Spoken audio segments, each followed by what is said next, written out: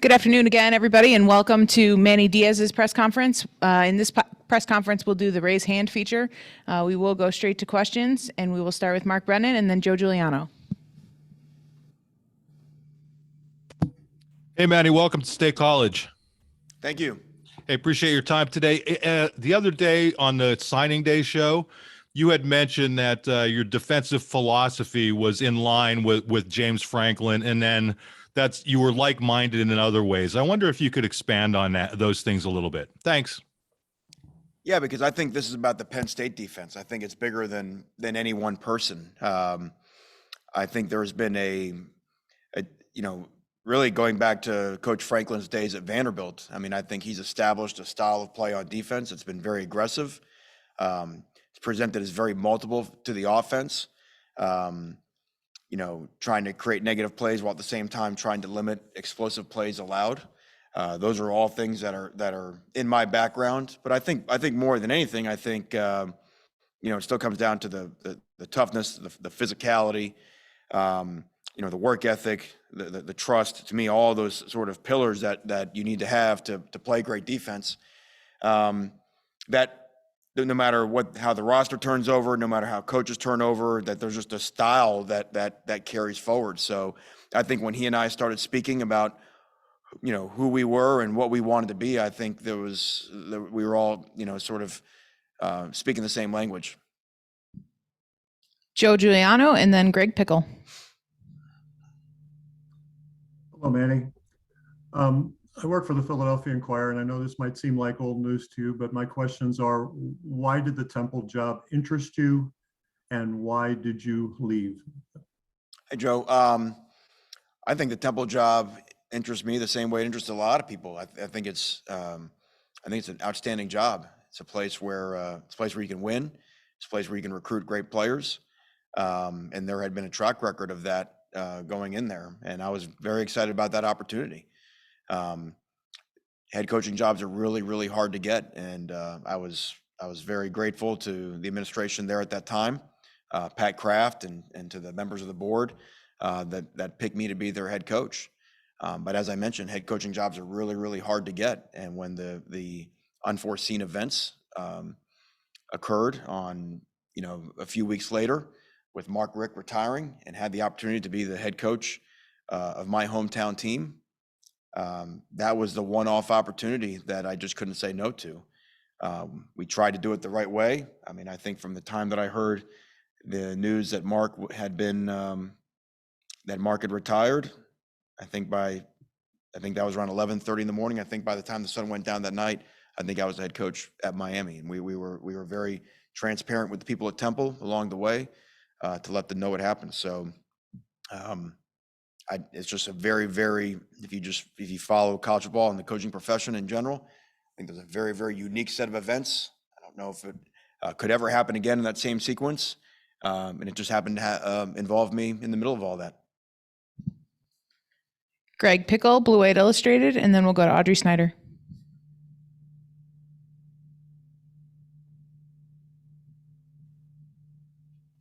Sorry, Chris, I think we were playing a little bit of mute back and forth there. Hi, Coach. How are you? It's nice to meet you. Doing well, Greg. Good to meet you as well. Thanks for your time. Hey, when you put out a statement about it's a situation at Miami, you said you were disappointed about how things played out. Was there ever a thought to not coach this year, or were you always going to find a place to coach in 2022? And why did Penn State end up so quickly being that place for you? Greg, the answer to that question, as honest as I can tell you, is I had no idea. I think everything was on the table when you come out of a situation like what we came out of at Miami. You don't really know where you're going to go next, and I've always kind of felt in my mind when presented in moments of transition in my life to sort of I've always felt like God sort of shows his hand at that time and sort of nudges you a certain way, and I think the way that James reached out. If you're talking about defensive coordinator jobs and premier defensive coordinator jobs across the country, Penn State has got to be up there with the best of them. And so it's not something that, I sought out. I didn't know how it all happened. I didn't know. And certainly you have to keep in mind, Greg, the college ball coaching carousel calendar is totally out of whack. We're in a new world from where we've been. It's very rare to hire coordinators in mid-December. I don't even know what day it is. This past month has been a hell of a year. I'll tell you that. So I didn't know where I was going to go. I wanted to kind of be organic and see what the best opportunity was and make sure it was a place where, I could make sure I was around great people, like-minded people that were about the right things and that we could win. And certainly if it was going to be at a defense coordinator level, that it was where we had a chance to play great defense. And I think Penn State ticked all those boxes. Audrey Snyder, The Athletic, then Corey Geiger. Hey, Manny, good afternoon. Good afternoon. You mentioned kind of that this has felt like a year.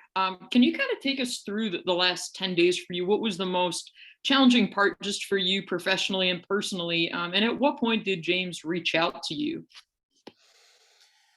Oh, so what day is today? Friday. So, I suppose it was the early part of last week was the first time that James reached out. And at that point, I just didn't know what my timetable was and how quickly my thought process was for sort of jumping back in. And in fact, even when James first reached out, your natural instinct again is the way that things normally were, is that, okay, yeah, maybe in January, there will be a thing here. And I started to realize, with the all powerful signing day, which has become so, sort of the overlord over all of college football looming, that this was going to happen. If it was going to happen, it was going to happen pretty quick. So, I think that was into Tuesday, Wednesday, Thursday of last week. And really by Thursday, I think we're just about at yes. And I think Friday morning, Friday midday is when I think we finally, agreed on all the tiny details. And I was here walking out of the State College Airport Friday night at 11 p.m. and watching a football practice the next day. That was a whirlwind. That was quite an extraordinary turn of events. So and now it's been great to be here this week. It's a unique situation for me to be able to watch this team, to watch the staff. There's a great coaching staff here on both sides of the ball. The strength staff, and see what they do with this team. And now that, today I'll be able to observe my third practice and, just see how the team works. You see how they operate, the tempo in which they practice with, the way that they compete. Normally, when you take a new job, you don't get to see those things until spring practice. So to get an opportunity to get in here in December and really get a feel for I know this word gets thrown around a lot in college football, but they really get a feel for the culture of the program. It's been a very unique situation, and I'm glad it happened this way. Corey Geiger, DK Pittsburgh Sports, then we'll go to Andrea Adelson. Manny, I want to ask you if there's a better way to do all of this chaos. You've been on both sides. You've been asked about the Temple situation.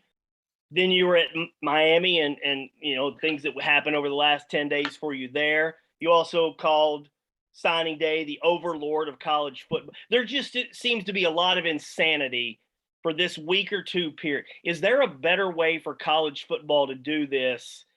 And maybe a part of that question might be just getting rid of this early signing day in December. Would that help all of this? Well, Corey, I think everyone agrees there's a better way. I just don't know if anybody can agree on what that better way is. And you mentioned getting rid of the early signing day, but the early signing day has a lot of great advantages. And then what would you do with mid-years? Just about everybody's class now, about half the guys are mid-years. And look, the biggest thing that changed everything is the transfer portal, which I think everybody gets, because you've got players leaving college football teams midway through the season. They all want to find new landing ground before the spring semester. So because we are a school and because this is collegiate sports, scholastic sports, right? We deal in semesters. So there's always an urgency to add new players at the turn for the semester. So that part of our calendar, like in the NFL, they play a season, then they change all the coaches, and then they change all the players, right? Free agency begins, they have an NFL draft. They can set it whenever they want to. It's more difficult at the college level for us to marry our calendar, as well-intentioned as that may be, because we have a school semester in the spring and we want our the student athletes and the coaches have a lot of incentive to get as many of their players there for January as they possibly can. And then if they can't get there in January, then they got to get there for summer school. So like I said, it's easier to identify the problem. It's much more complicated to come up with a solution, because I don't know that there's one, as with most hard problems, if there was one solution, it probably would have been figured out by now and implemented. Andrea Adelson, ESPN, and then we'll go to Rich Scarcella.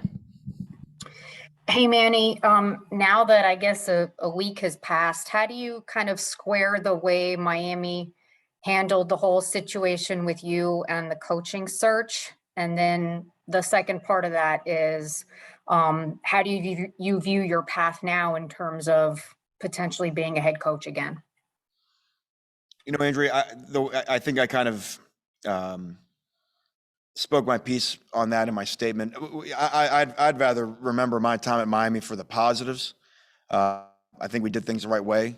I think we left the place in really good shape. Having the second most wins in the ACC to Clemson in the conference in the 3 years that we were there, to win 12 league games over the past 2 years. I think there's a lot of good things.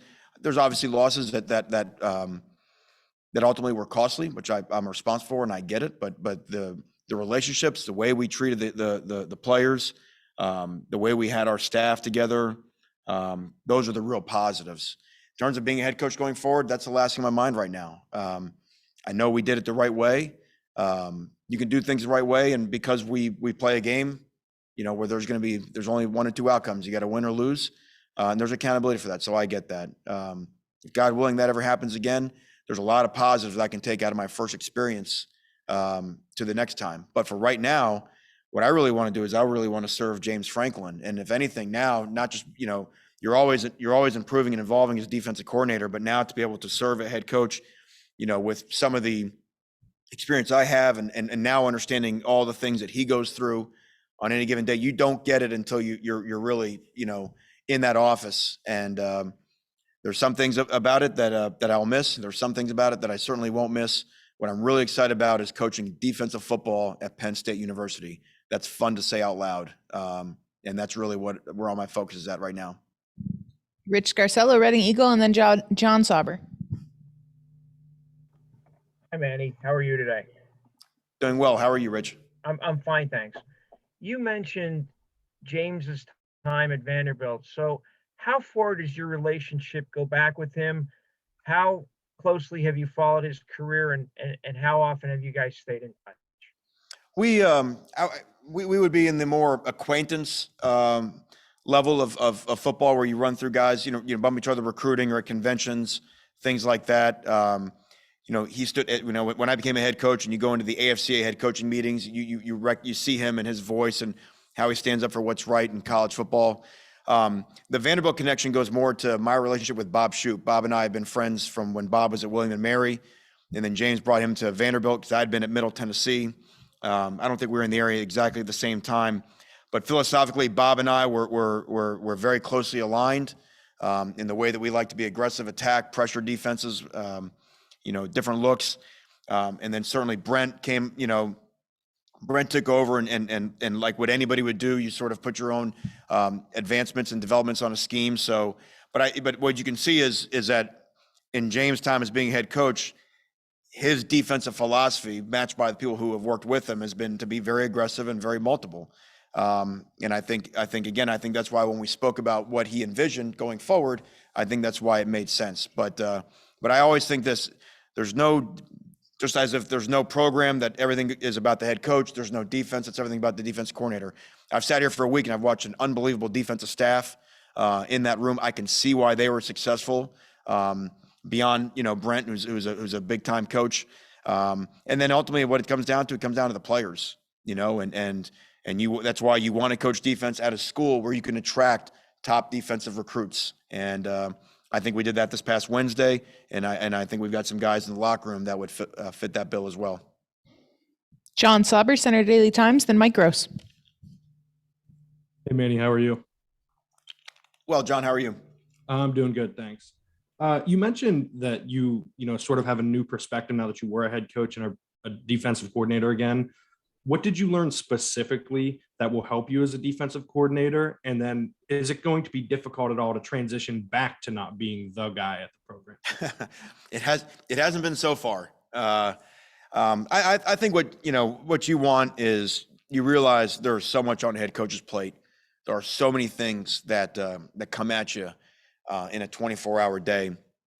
And what you ultimately want out of your staff is, as low maintenance as possible. And so whether that's him knowing that we've got everything handled in terms of that we're organized on our side of the football, in terms of how our guys are behaving off the field, recruiting. I mean, whatever it is, because there are only so many decisions one man can make in any day. And ideally, as a head coach, you want to hire really, really talented people.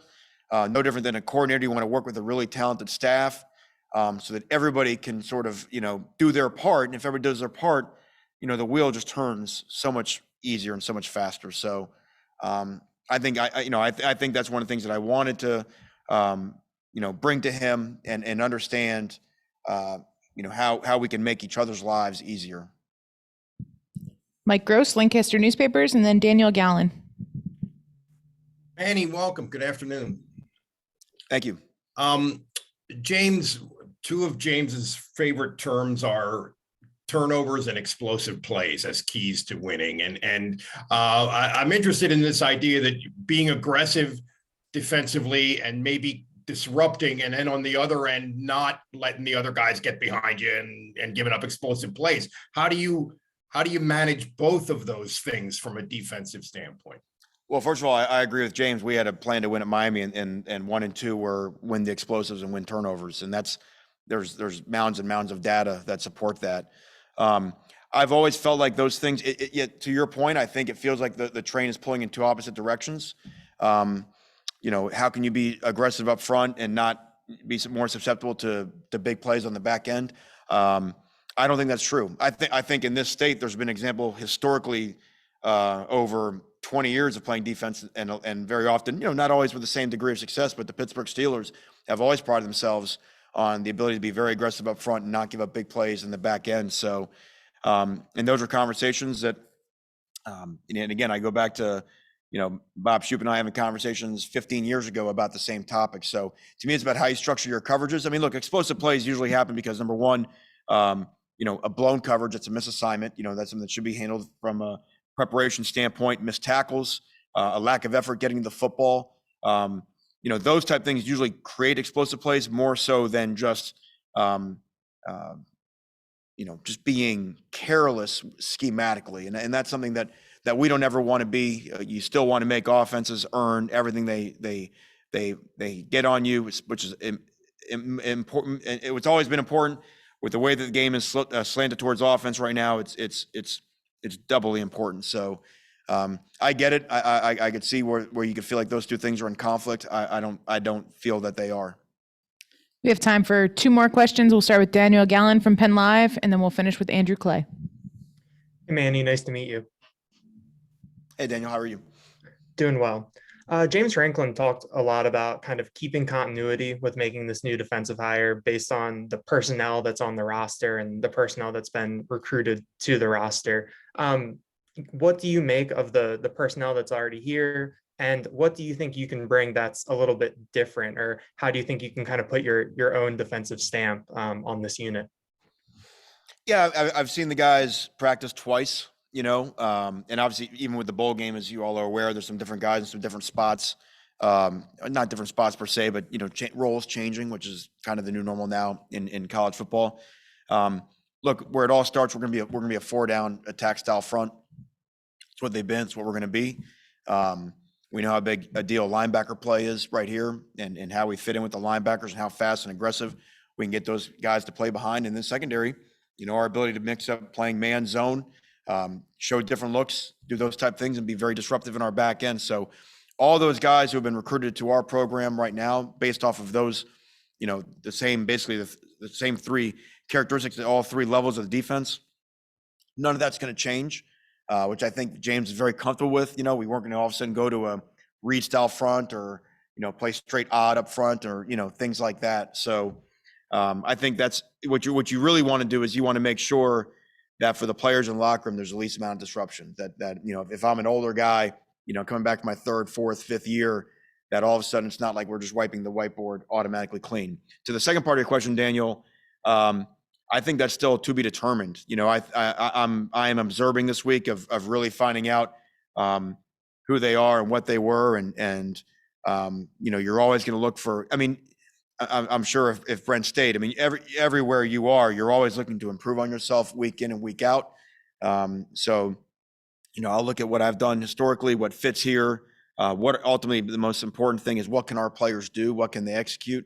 And how can we make it harder on the offense? Ultimately, that's what you're trying to do. You're trying to make yourself more difficult to move the football against. And so that's really what spring will be about, is finding out what we're good at with the 2022 version of this defense, because personnel changes. You're never the same team from year to year, while at the same time not losing big picture stylistically what we want to be in terms of our aggressive nature and attacking style of play. Final question to Andrew Clay from WTAJ.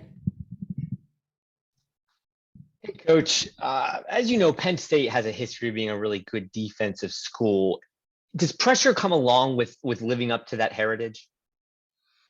Well, Andrew, you wouldn't want to coach here otherwise, and I think in this profession, I think the same thing is true of players. If you want to coach at a great program where winning is the expectation, or at a program like this one where playing great defense is the expectation, I don't feel that as pressure, because if you already have extraordinarily high expectations, it's very difficult for any external expectations to match your internal or exceed your internal expectations. I think pressure comes when there's an expectation outside greater than your own.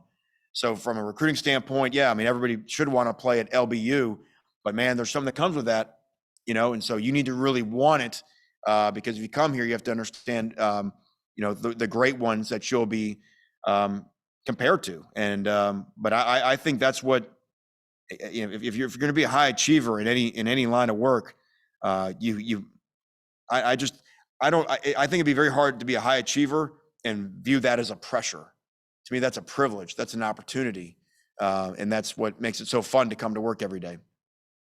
Thank you very much, Coach Diaz. Thanks, everybody. We'll see you in Florida. Actually, we'll see you this afternoon at what time?